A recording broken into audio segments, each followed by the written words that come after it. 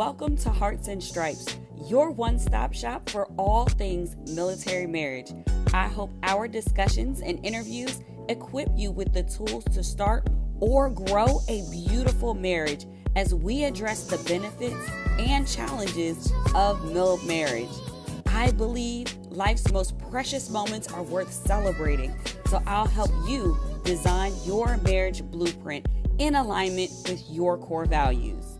Thank you for joining us, and remember to rate, subscribe, and review. Let's do this.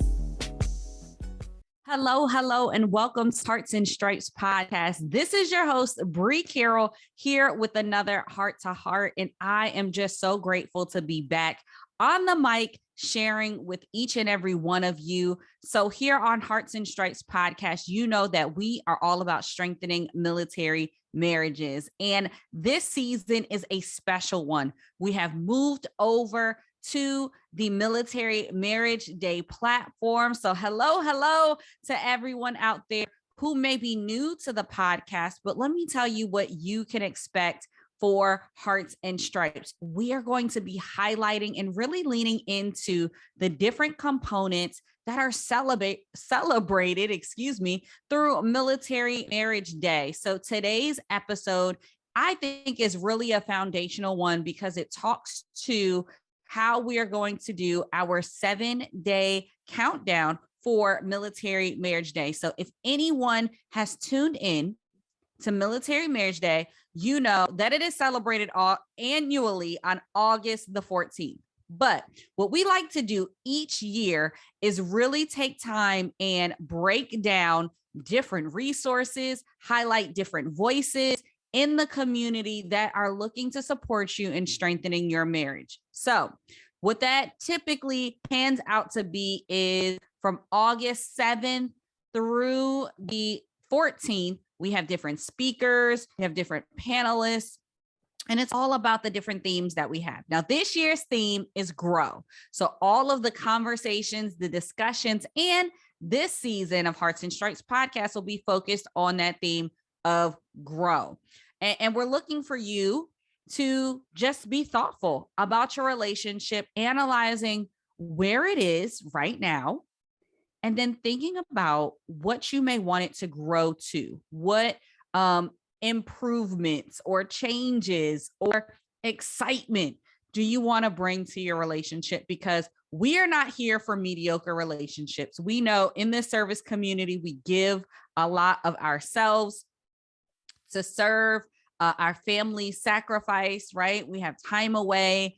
And I believe that military marriages should be the example. We go through hard things, which means we kind of figure out how we can sustain. It's almost like a muscle. I feel like our relationship muscle in this military life gets flexed and strained and gets a lot of weight put on it.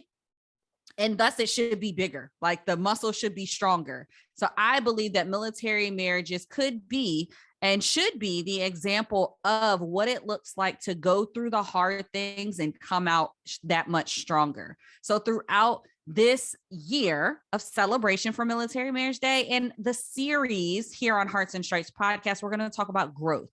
And what I'm excited about when it comes to this, the countdown this year, is that we are doing something a little different in the sense that we are going to tailor our countdown to a product, if you will, that's already out there to support us. Now, a lot of you know that we are an Air Force family, so shout out to the Air Force. And also shout out to Space Force, because I feel like I have been adopted by the Space Force too a little bit. And I just am excited about a product that has been put forth via our senior leaders. And a big shout out to Mrs. Shireen Brown. She is the spouse of the 22nd Chief of Staff of the Air Force. And her team thoughtfully put together 5 and Thrive. Now, if you haven't heard about 5 and Thrive, you should check it out at 5andthrive.org, and it'll give you an overview of these critical areas that we see impacting our military families, right? So this guide was actually established as a resource for our spouses, and it hits on these 5 key areas, and that's childcare, education, healthcare, housing, and spouse employment. Now, you may be asking yourself, like, Bree, what does this have to do with Military Marriage Day? Well, I'm glad you asked, because I'm going to tell you.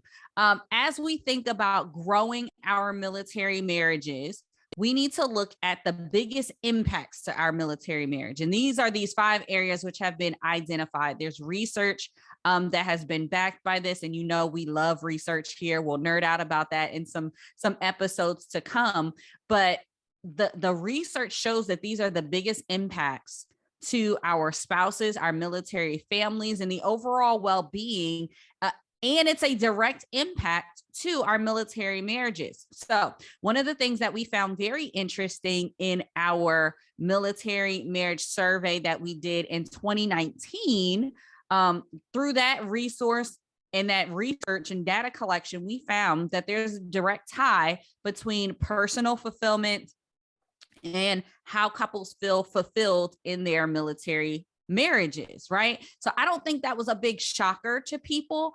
But what I also think we kind of missed the mark on in our community is that we don't think about the impacts to our relationships. So let's go through these 5 areas, and I'll kind of touch on the thought process that we're building out for our 7-day countdown. And again, these will only cover 5 days, and then you'll have to stay tuned for what the other 2 days will be. But let's start talking about childcare, right? The lack of childcare can cause a strain on the marriage relationship. I'll say that again. The lack of childcare definitely can cause a strain on your military marriage. And the reason why this is because we've actually seen it in our study. One of the biggest pain points or points of argument is about delegating responsibilities or having the support for the family while we go through separations and deployments and things of that nature. So having and knowing the resources that you can lean on to get the childcare and the support that you need for your children is huge. We'll have speakers throughout Military Marriage Day Countdown that talk to the importance of prioritizing the family and looking at that family and getting support for the family, right? And childcare is one of those big pieces, because I often think, as a military spouse, and I'll speak to my personal experience, there have been times when we've been faced with some really challenging decisions of altering maybe our plans, our finances, and things as it relates to childcare. And that puts a toll on me and my spouse connecting when we are struggling to have these hard conversations or feeling like we're out of options when it relates to childcare. We have personally experienced that, and I actually considered not working for a period because of the concerns with childcare. Luckily, we were able to figure it out at a cost, right? Definitely cost more than what we wanted it to be. But because we had a lack of service providers in that area, and we had to commute and all these other things, we really were unsure about what we would do in that situation. And if we were not already communicating, if we were not already kind of in sync on some things, that could have been a really, really challenging time. So I do not take lightly any of these 5, because they truly can impact your relationship in a positive, right, or in a negative. The positive side of that is we'll be talking about why you should lean into and invest in childcare so you can have date nights, right? So there are positive and negatives to both of these things. And these are reasons why we want to lean in and ensure that people can get these resources to grow individually, and then also grow in their marriage. Because if you've listened to any episode, then you would also know that we truly believe that you have to invest in yourself so that you can invest in your marriage. You have to show up for yourself first, right? So that you can show up for your relationship. So this is definitely something that speaks to the heart of what we talk about here on Hearts and Stripes podcast, and also how we will continue to roll out these conversations for Military Marriage Day. So education, let's talk about education. So education is an interesting one. And I love that it is a highlight, of course, because it is a concern for our military families. But I say it's an interesting one because if you look at the demographics, right? This is not opinion. This is just the demographics. Typically, your divorce rates are higher when the individuals in the relationship do not have as much education. Now, that is not saying anything about the individuals personally, but the demographic shows that those who maybe only have completed a high school education or what have you, that the divorce rate is a lot higher. Now, this concerns me because I think the Air Force and our armed forces provides a lot of different opportunities to get education. So I think in highlighting this area, we will shine a light kind of on the demographic, sure, but we want to go further than that. We want to equip people to really follow their dreams and invest in themselves, like we were talking about before. And these educational opportunities really can open the door to individuals and couples believing in themselves again. I think oftentimes we let military life happen to us, and we don't always think about how we can take advantage of this time. We can take advantage of the opportunities and how we can leverage them together as a couple to really benefit our overall relationship. So this looks like education for that active duty member, and it looks for education for the spouse. That looks like education for those little dependents too, and thinking through how you can set yourself up so that saving and investing in their education is also not a strain on your relationship. So the next out of the 5 in Thrive, we've covered childcare, we've covered education, now healthcare. Listen, there is nothing like a strain on a relationship like when someone's health is a challenge.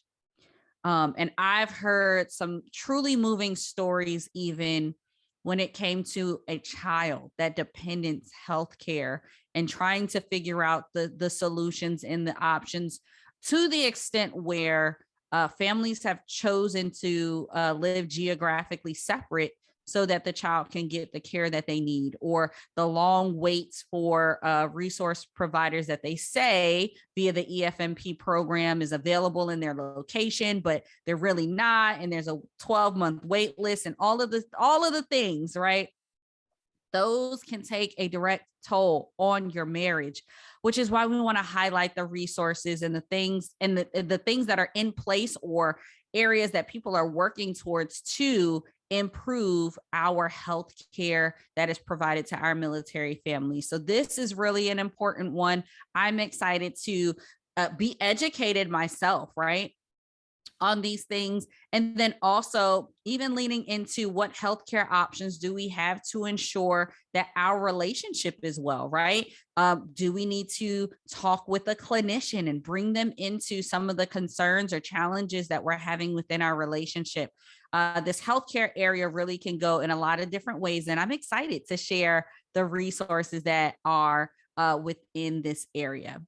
Now let's talk about housing. Housing is our 4th topic within 5 and Thrive. And what I like to call this segment as it relates to Military Marriage Day is Happy Spouse, Happy House. So we will definitely be talking about not just physical housing, which I know that's the intent for 5 and Thrive, to ensure that our quality of life and the housing that we go from every 3 years or 1 year. I mean, you know, who's counting?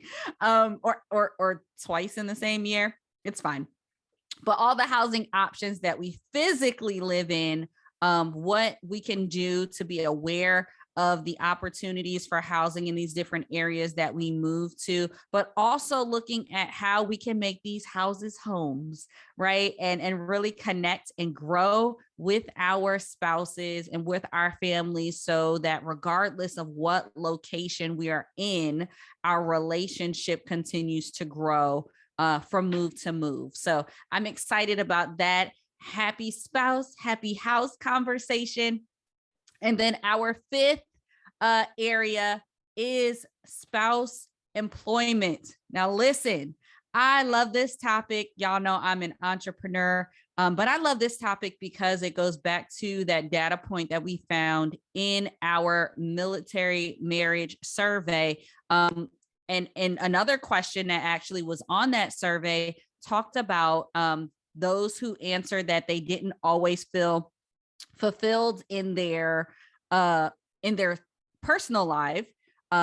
Direct correlation, did not feel fulfilled in their marriage. And a lot of those who did feel fulfilled, they had some form of employment, or they were entrepreneurs, or they had careers, or they volunteered. They had something of their own, right? So I really like this topic, as we can talk about finding fulfillment in your relationship and individually, and how you can grow your marriage by looking at options within spousal employment. Now, disclaimer on some of these, military spouse employment may not be an area that you're like, well, I don't need to be employed to have a happy marriage. You're absolutely right.